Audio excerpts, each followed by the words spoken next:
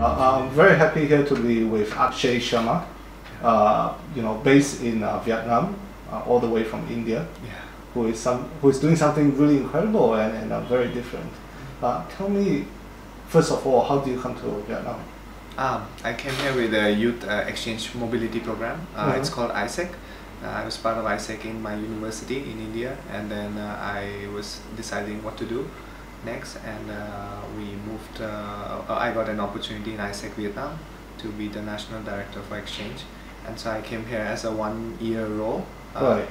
to work with the young people in Vietnam. Wow. And we're here because you're also a global shaper. Yes.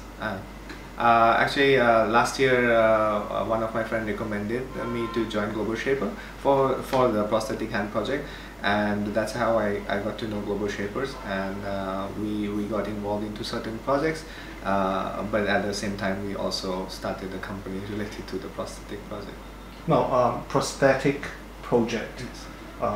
A lot of people, and you're probably one of the very rare person that I've met. A lot of people that we know will do things for profit, or if they are doing something for a cause. Yeah. Unless someone in their family or their close circle, Yeah. have that need, Yeah.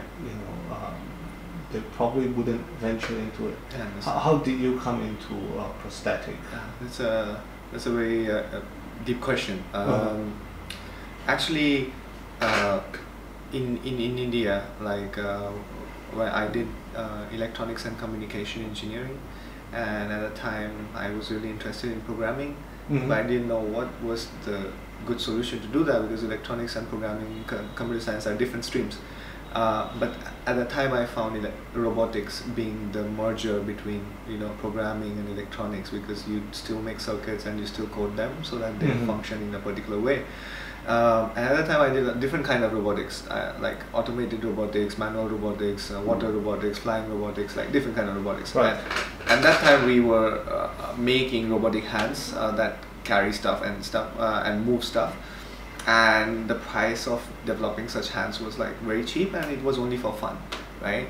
But then when I came to Vietnam and I see a lot of people being disabled because of losing a hand or a leg. Amputees, yeah. Like from war? I didn't see many from war, but of course there's a lot of people from war in Vietnam also, but a lot of people from accidents or Agent Orange or different kind of things that happen to Vietnam.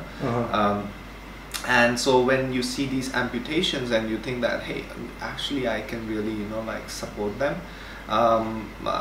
then we did some research, like the prosthetic cost, a functional prosthetic cost is like quite expensive. In the US it might go from somewhere $10,000 to $50,000 or $100,000. So it's unaffordable for the average Vietnamese on the street.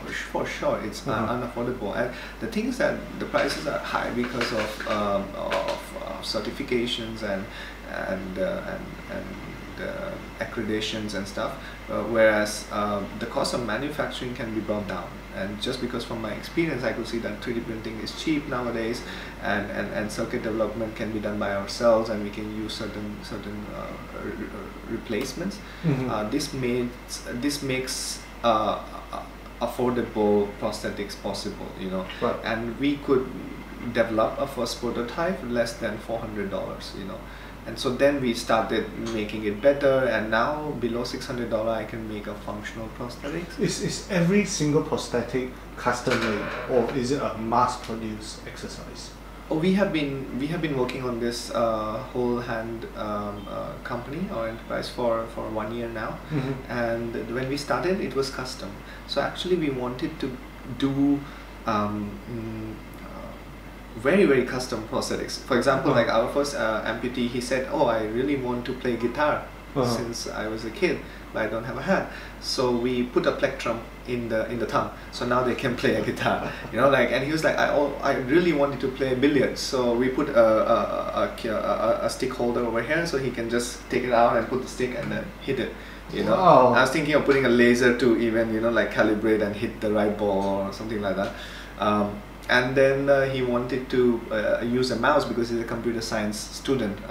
So we put a mouse module here. So we basically took a Bluetooth mouse, took the buttons, replaced it down, and then now the light and the buttons are on the same place, and we put it here, and now you can click it. You make it sound so simple. It was very simple, but the thing is that these simple things, like buy a like a $10 mouse and just replace the buttons at the bottom, and then put it. It's become a module, and the guy who doesn't have a hand can now use a mouse with his left hand or right hand.